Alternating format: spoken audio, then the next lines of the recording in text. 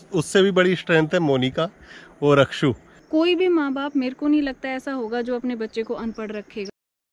Hey guys, welcome back to channel and hope करते हैं सभी अच्छे होंगे। तो अभी निकले थे घूमने और ये देखो बिजी है। अरे बिजी नहीं, वो किसी को मैसेज कर रही थी, वो कुछ क्वेरी आई थी तो एक्चुअली आज की जो मैं वीडियो बनानी चाह रहा हूँ काफ़ी लोगों का एक क्वेश्चन रहता है कि आपका वहाँ पे क्या है, इनकम सोर्स कैसे मैनेज करते हो और कैसे आप एकदम से मतलब ये रिस्क ले लेते हो लाइफ में। स्ट्रेंथ क्या है मतलब हमारी, मतलब क्यों हम ऐसे ऐसे रिस्क लेते रहते हैं लाइफ में जो हमें मतलब बिना सोचे समझे हम कर देते हैं और बाद में हमें फील मतलब पता चलता है जब हो जाता है कि हाँ ये काम डन हो गया है। तब तक हमें बस मजाक मजाक में भी हो जाता है कई बार।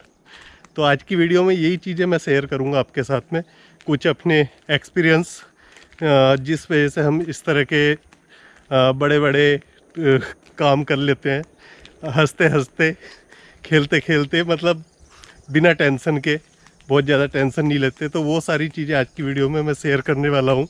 कुछ और भी लोगों के क्वेरीज हैं तो उनके आंसर भी मैं इस वीडियो में थोड़े से करूँगा। तो चलो स्टार्ट करते हैं वीडियो।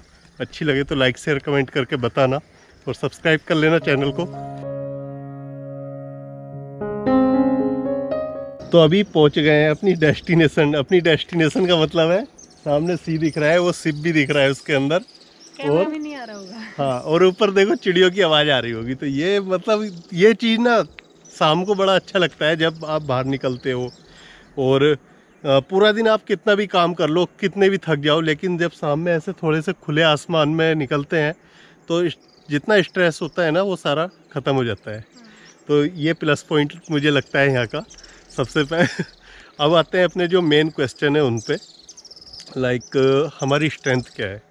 स्ट्रेंथ की बात अगर हम करें तो देखो, हम जो सोचते हैं माइंड में, लाइक हमें कुछ लगता है अच्छा कि हाँ ये काम हमें करना है, वो ड्रीम है हमारा ऐसा कुछ, तो हम उस पर काम करना शुरू कर देते हैं, चाहे धीरे करें स्लो करते हैं। अपने एक्सपीरियंस से हमने मतलब ये चीज़ें सीखी और ये करते जाते हैं। जैसे क्या हमारा ड्रीम था कि हम गोवा में सेटल हों, ये काफ़ी टाइम से हमारा ड्रीम था, बट हमें मौका नहीं मिल रहा था। हमने काम उस पर स्टार्ट रखा फिर भी, तो वहाँ से एक मतलब पॉजिटिविटी आ जाती है कि हाँ चलो हम जाएंगे जाएंगे, माइंड में रहता है और उसको ट्राई करते रहते हैं कंप्लीट करने का। ये नहीं कि उसको छोड़ दिया कि यार ये तो मेरे बस की काम ही नहीं है, मैं तो जा ही नहीं पाऊँगा यहाँ पे कभी। ये सोच के मैं कभी भी नहीं रुकता हूँ। मैं क्या, हम तीनों। ये सोच के कोई भी काम छोड़ना नहीं है। सामने प्रॉब्लम तब तक बड़ी होती है जब तक आप उसको सॉल्व करने की तरफ बढ़ते नहीं हो। ये चीज मैंने बहुत बार देखी है।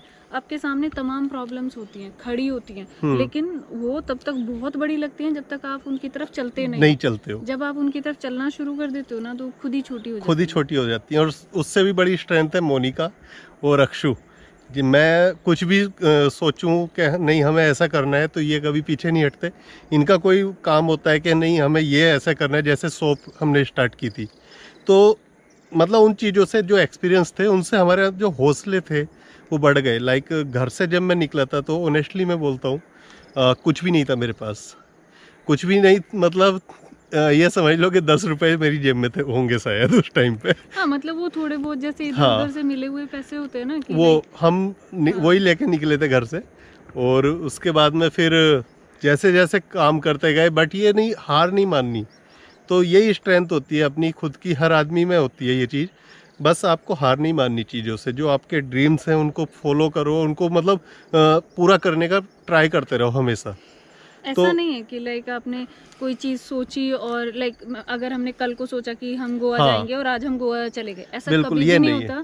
उसके पीछे सालों की मेहनत होती है जो दिखती नहीं है, सिर्फ दिखती नहीं है पर होती है वो। हाँ, तो स्ट्रेंथ की बात तो मैं ये बतानी चाह रहा था कि कभी भी हार मत मानो। और दूसरा, आपकी फैमिली को सपोर्ट करती है तो वो और भी आपके लिए ज़्यादा हेल्पफुल हो जाता है। प्लस एक दिन में कभी नहीं होना। अगर आपने सोचा है कुछ चीज़ तो पूरी उस पर रिसर्च करो पहले से। बहुत टाइम लगता है। और यहाँ पे आने का, गोवा का अगर मैं बताऊँ तो हमने 2019 से सोच रखा था, तो लेकिन 2 साल लग गए। और हम आए कब, अब आए हैं 2021 में। 2 साल लग गए। हाँ, लगभग 1.5 साल लग गया। हाँ।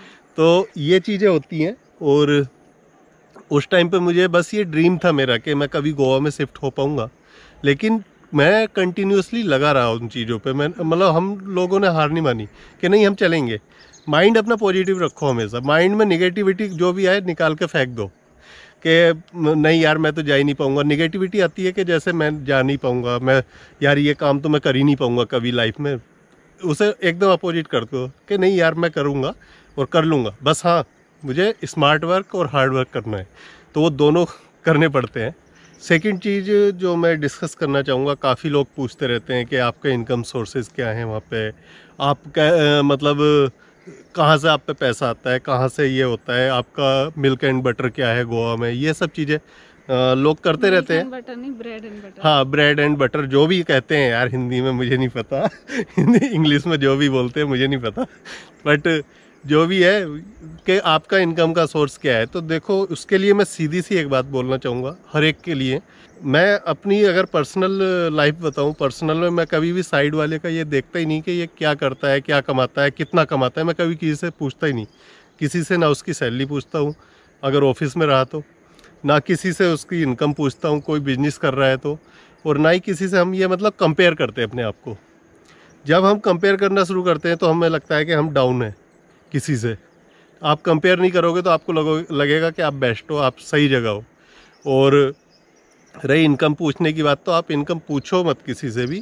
पैसा कहीं से भी आए, किसी का कहाँ से आ रहा है, क्या आ रहा है, कोई दिक्कत नहीं है। मतलब कोई हमें उससे प्रॉब्लम नहीं होनी चाहिए किसका पैसा कहाँ से आ रहा है, कौन कैसे कमा रहा है, कैसे कमा रहा है। हाँ, एटलीस्ट वो किसी से मांग नहीं रहा। हाँ। ये चीज़ें मैं मतलब पर्सनली जो सोचता हूँ वो सिर्फ शेयर कर रहा हूँ आपके साथ में। और एक और चीज़ जैसे मुझे बोलनी थी, सपोज देखो नेगेटिव नहीं लेना है इस चीज़ को। हाँ। बहुत सारे लोगों का ऐसा रहता है कि आपका बेटा पढ़ता कब है, हाँ। वो तो पढ़ता ही नहीं है, वो तो ऐसा है वैसा है। तो देखो, पहली बात तो बच्चों को क्रिटिसाइज करने से पहले आप अपनी एज सोचो, थोड़ा सा बड़प्पन दिखाओ, क्योंकि बच्चों का जो मन होता है ना वो बहुत इनोसेंट होता है और उस पर छोटी सी बात भी लगती है। दो हम उसे कमेंट्स नहीं दिखाते हैं कभी भी, बट अगर कभी बाई चांस वो देख लेते तो उसको ये चीज़ें हर्ट करती हैं।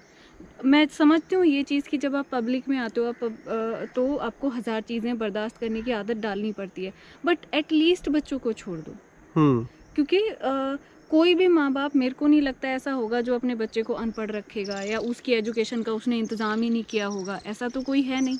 या मतलब मेरे को भी ऐसा नहीं है कि मेरे को आज के बाद बच्चे को पढ़ाना नहीं है या मेरे को उसके फ्यूचर की चिंता नहीं है, सब चीज़ की चिंता है, बट मेरा और आपका तरीका हो सकता है अलग हो, तो वो बहुत कॉमन सी बात है। तरीके सबके अलग हो सकते हैं, पर end of the day result matter करता है। हाँ। मैं उसको फोर्स नहीं करती। अगर उसका कल एग्ज़ाम है और आज उसका मन है कि नहीं मैं बहुत स्ट्रेस में हूँ, आज मैं नहीं पढ़ सकता, तो मैं उसको ज़बरदस्ती पढ़ाने नहीं बैठाऊंगी। जितना आता है वो भी जाएगा उसका। सच है, तो ये सारी चीज़ें मैं सोचती हूँ अपने ऊपर लेके कि मेरे ऊपर क्या, मैं कैसे फील करती हूँ। सपोज कल को मेरे को कोई बहुत बड़ा काम करने जाना है और आज मैं उसका स्ट्रेस लेके पूरा दिन बैठूंगी तो नहीं कर पाऊंगी मैं कल वो। और अगर आज मैं फ्री माइंड रहूंगी तो मैं, हो सकता है उतना अच्छा ना कर पाऊँ, बट कुछ तो करूंगी एटलीस्ट।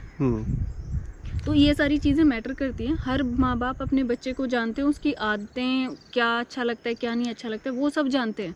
तो ये चीज़ को ना इतना तूल बनाने की ज़रूरत नहीं है इस चीज़ की। आप मतलब being as a human normal सोचो कि लाइक हर कोई चाहेगा ना उसका बच्चा पढ़े, किसी ना किसी ने कहीं ना कहीं इंतज़ाम करके ही रखा होगा। अनपढ़ तो रखना नहीं है। ये सारी चीज़ें मेरे को बोलनी थी। और एक चीज़ और, जैसे क्या मान लिया आप बच्चे पे जितना प्रेशर डालोगे ना, वो बच्चा प्रेशर में जी रहा है, वो मतलब अपना जो बचपन है उसको नहीं जी पा रहा है। हम अपने बचपन में थे, खेलते थे, कूदते थे, कल एग्ज़ाम है तो भी हम मस्ती कर रहे हैं, और या फिर हम हो सकता है एग्ज़ाम से एक दिन पहले तक खूब पढ़ रहे हैं। मन करता था, मन के ऊपर करते थे हम, हमें कोई प्रेशर नहीं करता था इतना ज़्यादा।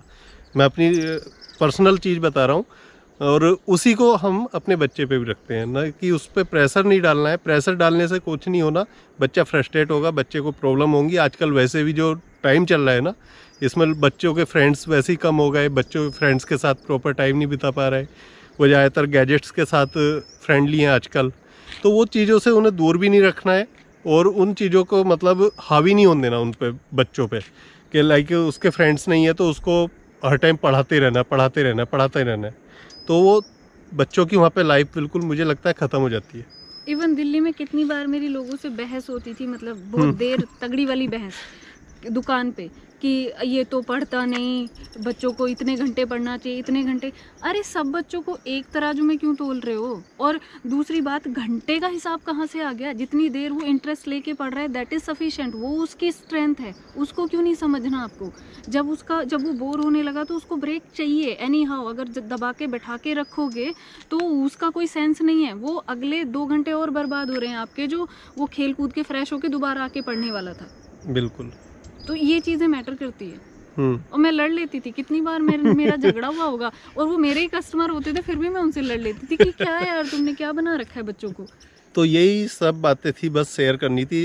इनको जो है किसी अदर वे में मत लेना, मतलब अपने एक्सपीरियंस है वो हमने बताए आपको, जो चीज़ें थी वो बताई। एक्सपीरियंस से बंदा सीखता है, और जो हम सीखते हैं वो मैं शेयर भी कर देता हूँ। मतलब मेरा क्या रहता है, देखो एक चीज़ है मेरे अंदर, मैं झूठ नहीं बोल पाता। झूठ बोल पाता तो शायद यहाँ खड़ा नहीं होता अभी मैं।